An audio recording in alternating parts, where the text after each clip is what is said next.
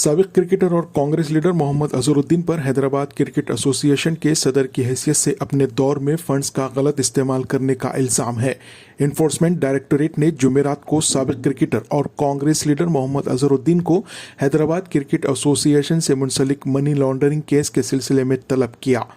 اظہرالدین جو پہلے HCA کے صدر رہ چکے ہیں، ان پر الزام ہے کہ انہوں نے اپنے صدارت میں فنڈز کا غلط استعمال کیا۔ کانگریس لیڈر کو یہ پہلا سمن جاری کیا گیا ہے۔ یہ کیس 20 کروڑ روپے کے مبینہ غلط استعمال سے متعلق ہے، جو کہ diesel generator, fire fighting system اور حیدرآباد کے اپل میں راجیو گاندھی کرکٹ اسٹیڈیم کے لیے چھتریوں کی خریدی کے لیے مختص کیے گئے تھے۔ منی لانڈرنگ کیس اکتوبر 2023 میں حیدرآباد پولیس کے ذریعے درج کیا گیا تھا، جس کے تحت 4 مجرمانہ مقدمات کے بعد اظہرالدین اور HCA کے دیگر سابق عہدیداروں پر تعزیرات ہند کی متعلقہ دفعات کے تحت اعتماد، مجرمانہ خلاف ورزی، دھوکہ دہی، جعلسازی اور سازش کے الزامات عائد کیے گئے تھے۔